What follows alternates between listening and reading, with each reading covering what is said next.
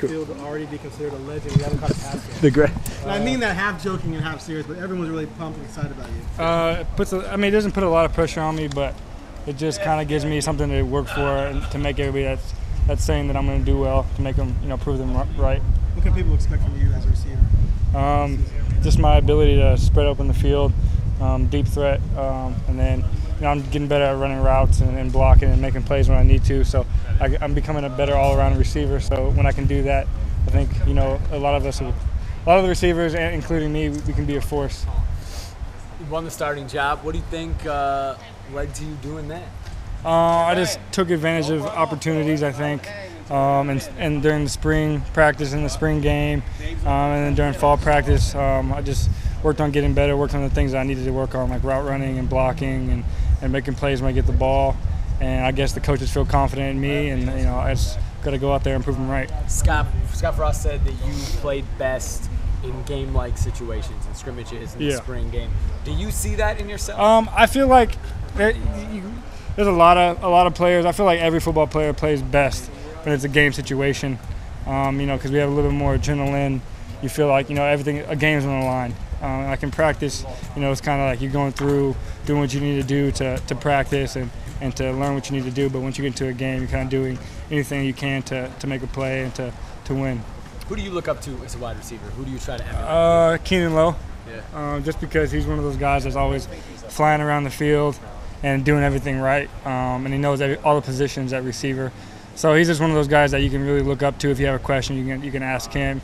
He knows exactly what's going on. And Marcus Mariota, he's like the commander of the offense, kind of like the captain of the ship. So you can go to him as well, but I try not to bother him too much because he has a lot on his mind.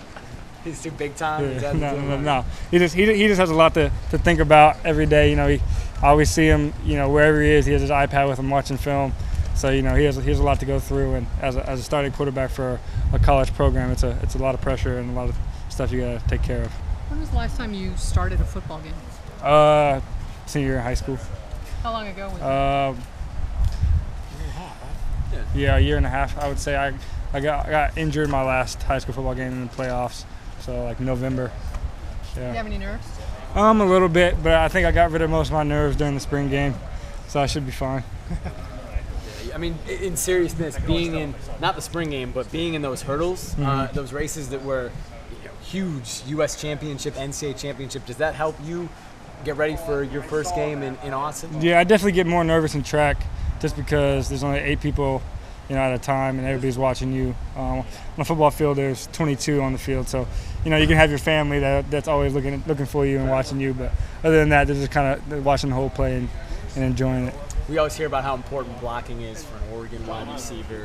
How do you see yourself as a blocker? I feel like I'm getting a lot better. I feel like, in high school I did pretty well, but, the game changes once you get to college. All the DBs are a lot faster and stronger and more aggressive. So, I just have to get faster, stronger, and more aggressive as well.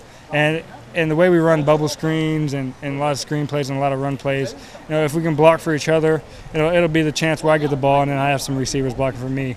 And so we kind of just keep it as like a brotherhood and make sure we block for each other, keep each other, accountable and keep each other safe.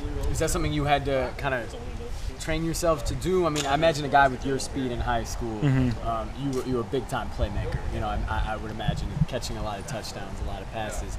It's different in this offense, obviously. Did you have to kind of teach yourself to become a blocker? I don't know. In high school, my coaches really emphasized that as well, so it was kind of a habit for me.